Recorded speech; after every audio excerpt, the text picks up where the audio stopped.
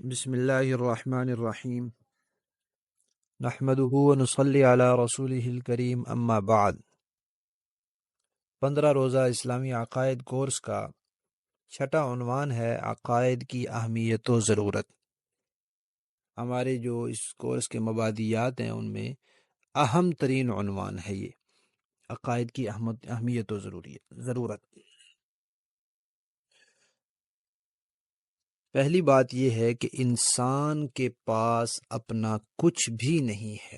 سوچنے والی عقل بھی اللہ نے دی ہے، بولنے والی زبان بھی اللہ نے دی ہے، اور دھڑکنے والا دل بھی اللہ تعالیٰ نے دیا ہے۔ تو یہی چیزیں ہیں جن سے انسان پھر آگے اپنے منصوبے خیالات وغیرہ کرتا ہے اور ان کا اظہار کرتا ہے، اور بھی کچھ بھی اس کے پاس اپنا نہیں ہے، سب کچھ کسی ذات نے اس کو دیا ہے۔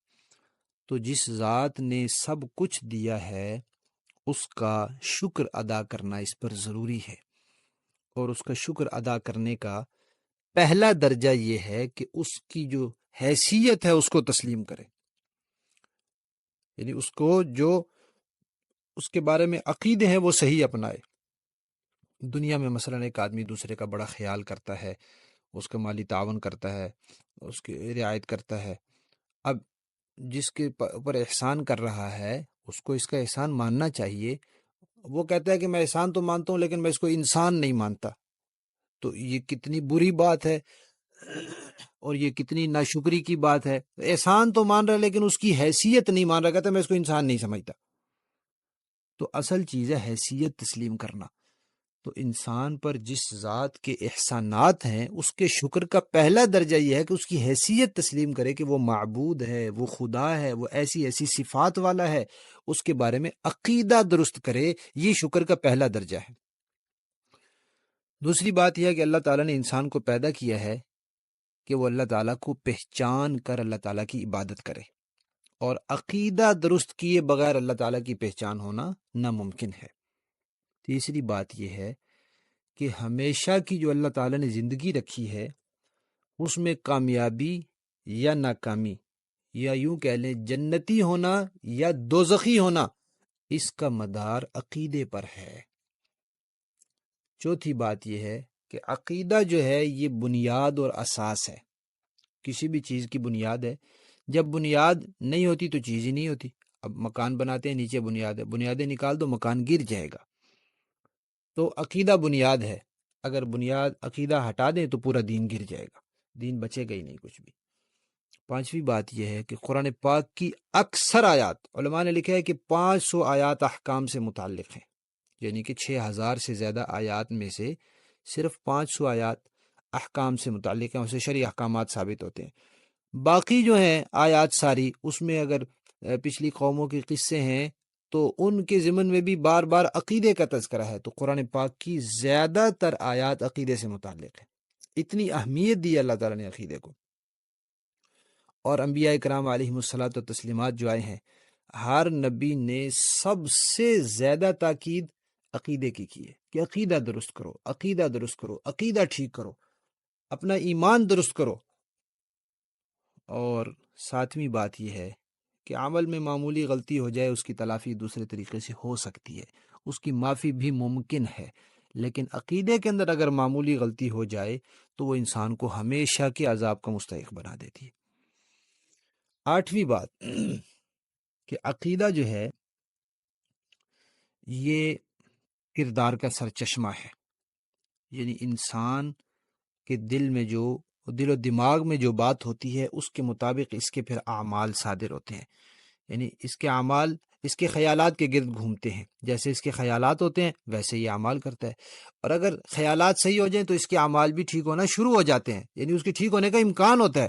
اگر خیالات ہی ٹھیک نہ ہو تو اس کے اعمال بھی ٹھیک نہیں ہو سکتے، اور خیالات کا تعلق جو ہے وہ عقیدے سے ہوتا ہے، خیالات کی اصلاح جو ہے وہ عقیدے سے ہوتی ہے۔ لہذا اگر عمل ٹھیک کرنا ہے تو اس کے لیے بھی عقیدہ ٹھیک کرنا ہوگا۔ حدیث شریف میں ہے، بخاری شریف کی حدیث ہے، نبی کریم صلی اللہ علیہ وسلم نے فرمایا کہ جسم میں ایک ٹکڑا ہے، اگر وہ ٹھیک ہو جائے تو سارا جسم ٹھیک ہو جاتا ہے، اور اگر وہ خراب ہو جائے تو سارا جسم خراب ہو جاتا ہے۔ الا وہی القلب، وہ کیا ہے؟ دل ہے۔ اور دل تو عقیدہ بناتا ہے، دل کا تعلق عقیدے سے ہے، مطلب کہ عقیدہ ٹھیک ہو جائے تو باقی چیزوں کا ٹھیک ہونا بھی ممکن ہے، لیکن عقیدہ ٹھیک نہ ہو تو باقی چیزوں کا ٹھیک ہونا ممکن ہی نہیں ہے۔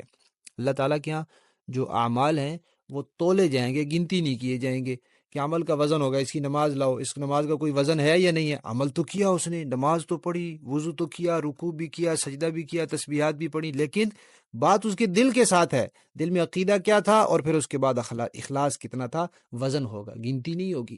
تو یہ اس کا تعلق بھی دل کے ساتھ ہے۔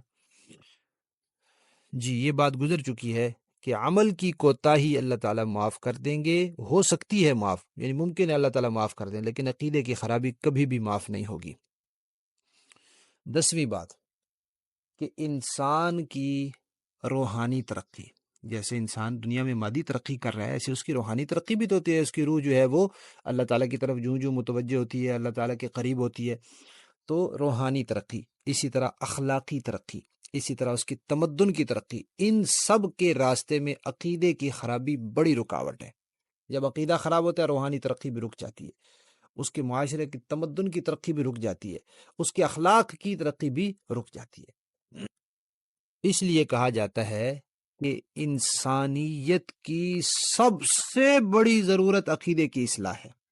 کھانے کو نہیں ملا کوئی بات نہیں، بھوکا مر جائے گا نا، کوئی دنیا کی 4 دن کی زندگی گزر جائے گی، معاشی حالات خراب ہوئے کوئی بات نہیں، عمل میں تھوڑی کمزوری ہوئی، اس کو یہ تو نہیں کہہ سکتے کوئی بات نہیں، لیکن یہ اس درجے کی بات نہیں جس درجے کی عقیدے کی خرابی کی بات ہے۔